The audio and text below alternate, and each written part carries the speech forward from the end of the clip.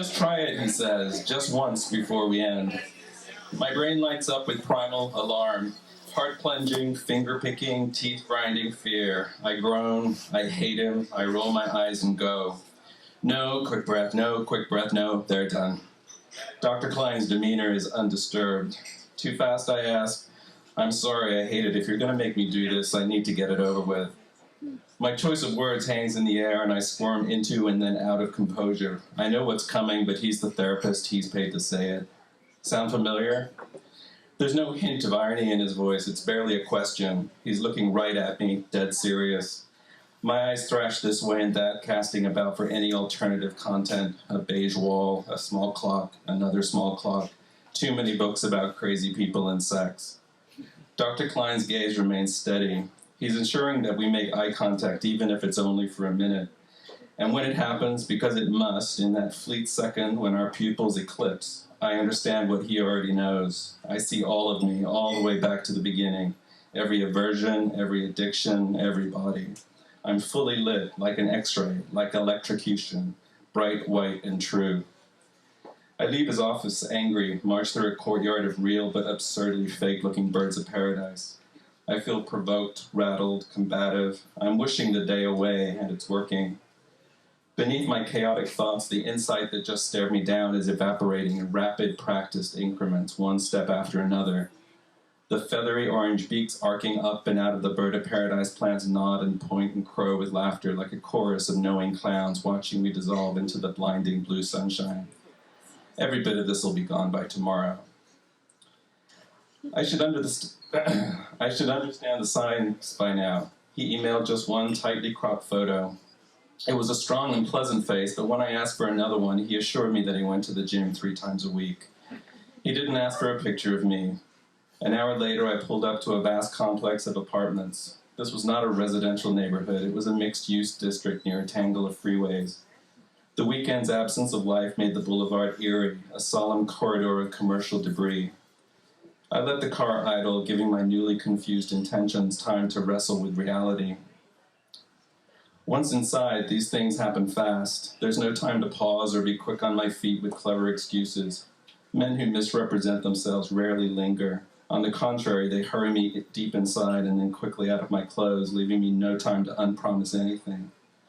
This place was cold, his random sticks of mismatched furniture lost inside awkward slabs of shadow. I expected a sunny man with a tan, someone generous and warm. What I got instead was a pale dilution of that promise. His hair was fine, a bottle shade of sand, his jaw so closely shaved I felt sure it was brushed with foundation. Trimmed auburn eyebrows arched over eyes that were strangely clouded in blue. He wasn't 39, more like 52. And his idea of a 3 times a week gym body was not the same as mine. He reminded me of a ventriloquist doll, an aching smile, not fully grown, no one really there.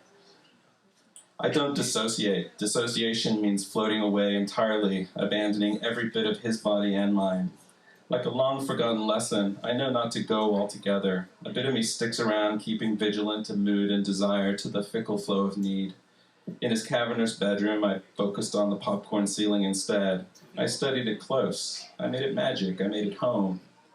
I thought about him, then I thought about Jeff. How is it that I have a nice house and a patient husband, cats and dogs and soft things to sit on, while he lives here in this box full of corners? And why am I in it? Dr. Klein's exercise winks at me from a few weeks ago.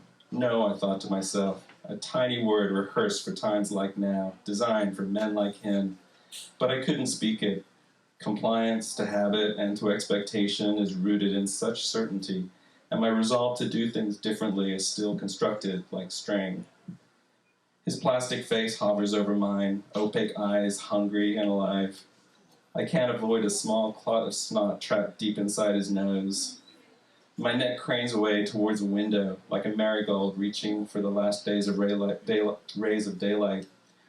If this is something I like less than looking someone straight in the face, I don't know what it is. My body coils, my head swims, and my eyes become magnets tugging from theirs, pulling towards any opposite pole. I've known this about myself forever. Well, 10 years less than forever. I loathe eye contact because I know what I'm looking at will quickly morph from a safe, generic configuration of nose, mouth, and smile into a frightening somebody, their buddy, them. Familiarity is a who with eyes and breath and cologne. I look at an orange macrame thing on the wall. I'm still mostly gone, just an architecture of attractions well past its prime. Most of me still cut loose, fending for itself. But my brain is fully, I mean fully alive, exercising every instinct God gave me except that one with a voice. How can presence of mind be so mute, I wonder? How can love be so mistaken? A crackle of static throbs between my temples and buckles my face. It's a familiar signal. A bold part of me needs this to end. And so it does. He bleats and sighs and looks hard at me one last time through bulging cataract eyes. I race to the bathroom and wash everything off. My car sits in the driveway alongside our bungalow. Jeff is in the garden spraying an angel trumpetry with a fan of clear water. One of the spaniels is nearby, spinning on its back. I rifle through a small blue book kept stashed in my glove box, another one of Dr. Klein's bright ideas. Its first few pages are scratched with symbols and stars. I count back from today. It's mid-May, and I've had sex 40 times this year with more than 40 different men. Jeff isn't one of them. I'm drained and disappointed. I feel hollow, like the husk of something warm or a shell in the process of collapsing. I write ventriloquist guy in my book and add a small, sad face to the day. Then quite suddenly, no spits past my teeth without warning, bubbling up fast from a muddy place far below my heart, somewhere compact and cold. The word's meaning bursts in my face with pungent, flushing conviction. I'm shocked and oddly ashamed. I look quick over my shoulder, expecting God knows what, God knows who. Like a chime, my voice rings on and on, the oh, oh, oh sound punching through the car's pocket of air, then bouncing back at me with a different kind of emphasis. Oh, oh, oh. I can't afford the word's assertion. Its active vibration ripples over my face, settles onto my ears, seeps in through my skin. I remain still, simply listening, hearing myself, perhaps for the very first time. I hear me. I hear me. And there I am too, there, in the rearview mirror. Just one eye, mind you, just one small black pupil looking back at me, seeing all of me, all the way back to the beginning, fully lit, like an X-ray, like electrocution, bright, white, and true.